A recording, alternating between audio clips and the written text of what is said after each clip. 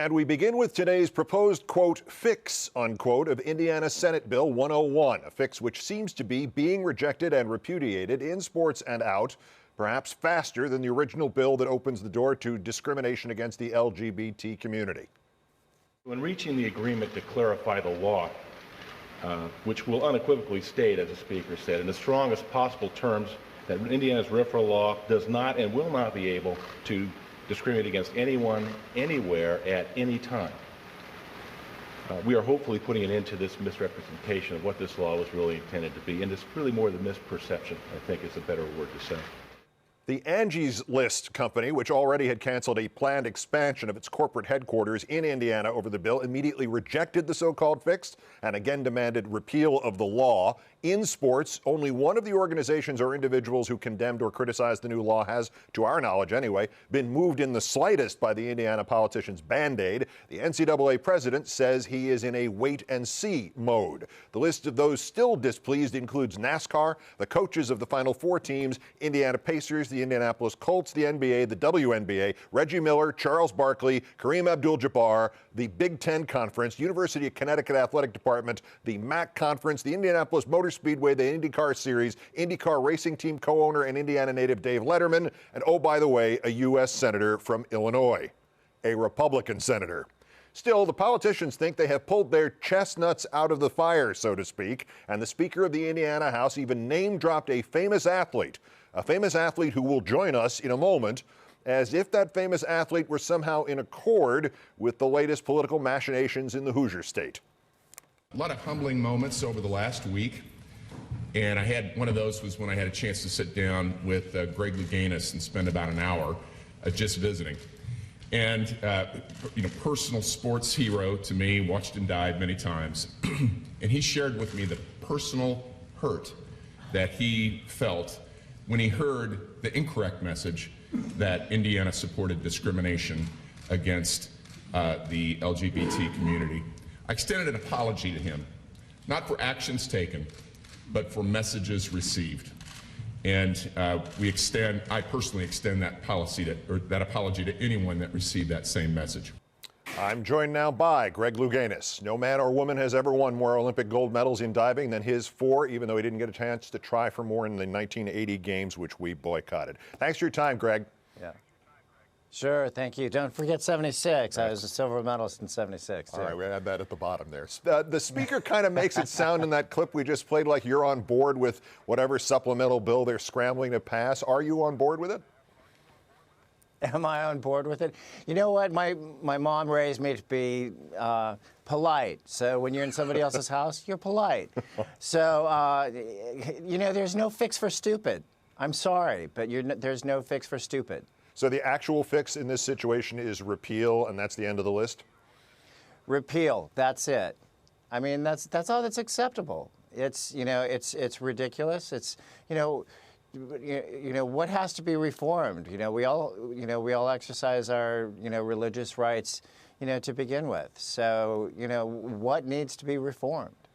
Well, we can get into the motives in that, but I'd have to go do my other show again to discuss that. Sorry. So let's just. That's a whole nother one. But I want to get meta on you because I understand the outrage in the LGBT community. I empathize with it.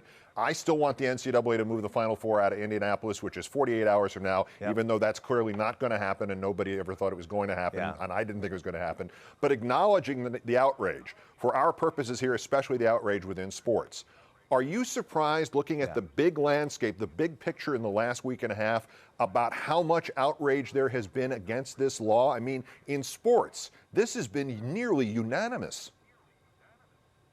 Yeah, it's been nearly unanimous. I mean, USA Diving is located in Indianapolis, but who are they paying their lease? Who owns, who are they paying their money to to lease their office space? It's these people who, are, anti-gay and it just, they need to take action.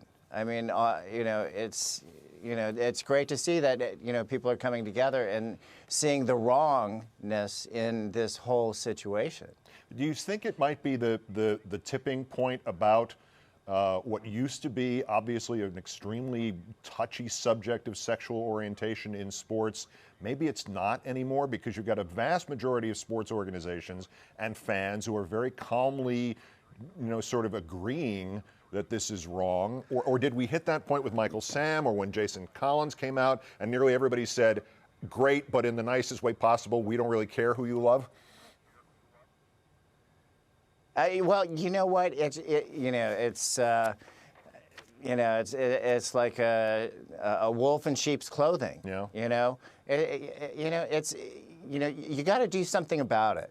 I mean, you got to take action, and that's the only way that you're going to make a point. And the action that you have to take is going to affect the economy. That hit them in the pockets. I mean, that's where they're going to understand and actually do something about it. So if the sports world, I mean, in the past, maybe if this had happened 10 years ago or 20 years ago, there would have been an athlete who came out and said, I'm defending this law because of X, Y, or Z. But I haven't heard any athletes say that. And what I keep thinking is, this is what we want, where we want everybody to go, no, this is ridiculous, and we're not going to stand for it.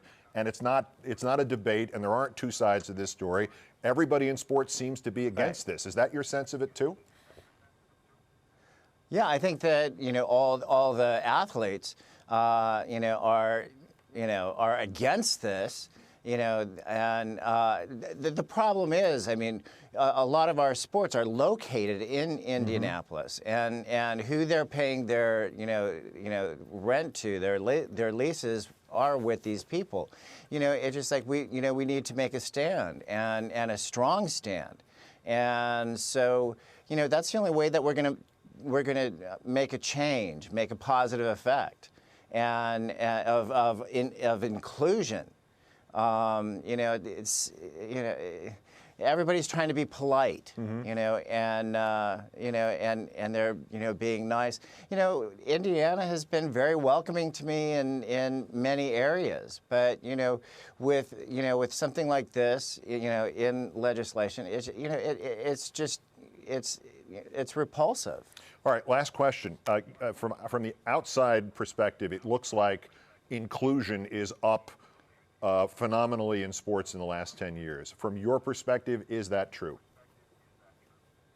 I believe it's true because, the young athletes that I've worked with, they see sexuality as more fluid. They don't like to be labeled as LGBT. They see it as much more fluid. I mean, they have, I think, a better understanding of what sexuality is than, the older LGBT community. Yeah. It's like I said, it's in the nicest way possible. We don't care. Go ahead, do whatever works. The four-time Olympic gold medalist, Greg Louganis, great thanks for your time. All the best, sir. My pleasure. Good to talk to you.